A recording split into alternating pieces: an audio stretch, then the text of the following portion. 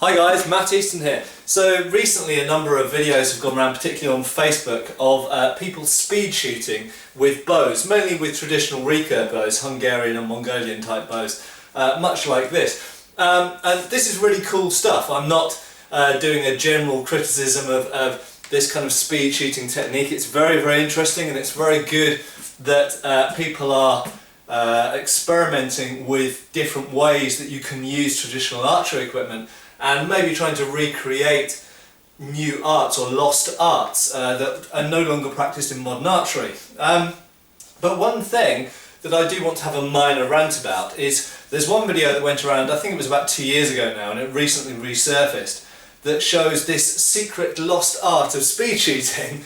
Now, I'm not saying that there weren't secret lost arts of speed shooting at all. I am no expert on speed shooting. I've done archery since I was a kid, but I've never really tried to get fast at shooting, and I'm not particularly these days accurate at shooting either, because I don't shoot very often. But something which, from a purely kind of historical and, let's say, scientific point of view, that kind of annoys me about this is that I've done a lot of research, as I've mentioned in recent videos, about armour, different types of arrows that potentially could penetrate certain types of armour, not necessarily plate armour, but mail and padded armour and perhaps lamellar and things like this, and brigandine. I essentially I have relatively strong views on how much power you need to get into an arrow for it to be useful in a military context. What do I mean by that? Well, if you're shooting a deer, for example, a lot of it is about stalking to get pretty close to the animal. You're not doing long-range shots because, frankly, if you hit the animal in any part of the body that's not going to kill it relatively soon, it will run off, and it might leave a blood trail, and you might be able to track it and kill it ultimately. But the meat's not going to taste very good. It will have lots of sort of hormones in the meat that will make it taste nasty. You want to, if possible, kill an animal and have it die relatively soon after the shot, and of course increase your chances of being able to track it and find it. Hunting is a very different thing to war. In war, you want to be able to send arrows a long distance, but perhaps more importantly than that, you want to be able to shoot heavy war arrows. Now, what do I mean by that? Well, first of all, we know that in pretty much all cultures they had specialised arrows for war. Why would you need that? Well, the first thing to say is that of course you need certain types of arrowhead, which are more or less heavy, or generally heavier, for penetrating resistive materials. But additionally, you need a relatively thick shaft. Why would that be? Well, if you hit something hard, such as a piece of armour or a shield or something like this, then arrows actually relatively easily break if they're at all sort of narrow or light. And the type of arrows that are used for Turkish flight archery, for example, were specifically made for flight archery. They are barreled and they're relatively short actually, and they use a sort of a runner on the back of the bow to increase the draw length. But they're very light ultimately, and they're not really much good for offending someone or something at the other end, be it a horse or a man or whatever. So war arrows tend to be quite chunky, quite heavy. Okay? Therefore, to send a heavy arrow a decent distance and still to offend someone, you need a decent power bow. Now, what do I mean by a decent power bow?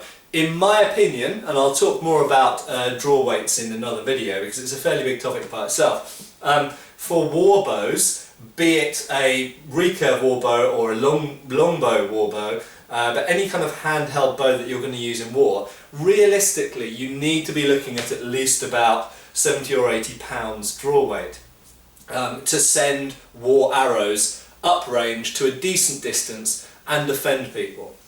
Really, these kind of sort of, with traditional bows anyway, kind of 40-50 pound bows don't really cut the mustard. They can't really send very heavy arrows very far with very much force, and they're not very useful. 40-50 pound bow is perfectly fine for hunting, but or indeed perhaps in using in close-up warfare. If we look at some sort of indigenous peoples, Amazonian Indians, for example, certain parts of Africa, and indeed in Native American Indian tribes, some of their bows were relatively low pound draw weight, but they actually came very close to shoot each other.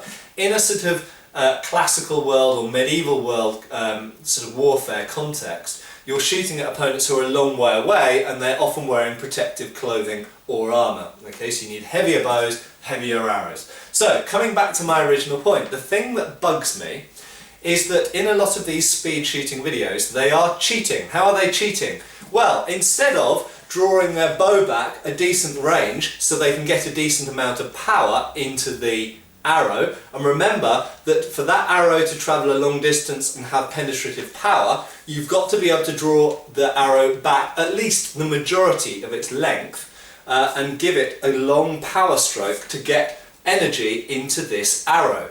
If you don't do that, the arrow is not going to go far. If it's a heavy war arrow, it's really not going to go far, and it's not going to hit the target with very much force. And the problem with a lot of speed shooting videos, you see, is that people are only pulling the string back a really short way. And this is, what does that demonstrate? What's the point being able to shoot however many arrows, 30 arrows in a minute or something like this, if none of them are actually going to have any effect on a military context target? It's just trick shooting, it's just circus. Shooting a bunch of plates that someone's throwing up in front of me 5 meters away, it might be a really impressive skill, but it's not very useful in war, because frankly anybody wearing any kind of armour, and in fact in some cases even thick clothing, who's coming in to kill you, is not going to be stopped by this, unfortunately. Arrows, believe it or not, do not have very much stopping power, nowhere near as much as bullets do. Surprise, surprise, bullets are more effective than arrows. Arrows are very good for penetrating things. An arrow will go through bulletproof glass where a bullet will not, because a bullet squashes, and a bullet is relatively light compared to an arrow, and an arrow has a steel head and a fair amount of mass behind it. However, in terms of damage to a human, it's about making a mess of the person's internals. And arrows, believe it or not, do not make really very much of a mess of a person inside. They make a very clean hull and usually, or very often, exit out of the other side. Okay? They don't leave anything in your body, like bits of clothing, generally speaking, bits of clothing or bits of bullet or fragmentation or anything else. They make a clean hull in, clean entry wound and a clean exit wound, and they're relatively non-offensive in the shaft. Once you've made the hull, they make a passage through and you can generally pull them out again. Yes, sometimes you have barbed heads, and indeed barbed heads are increased, and broad heads are designed to increase the amount of bleeding and wounding going in. But bullets are far more effective at killing things and people than arrows are. That's why we use guns.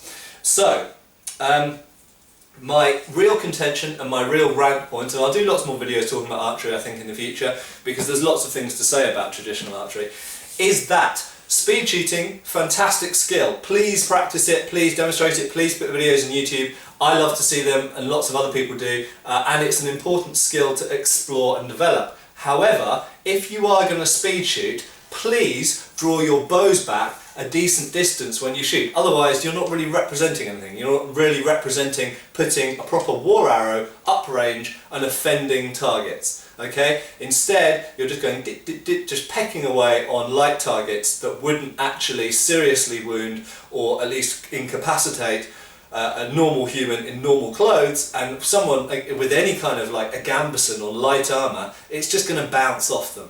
Okay? So there we go. That's my major rant. If you're doing speed shooting videos, please draw your bowstring back a bit further than 6 inches. Thank you.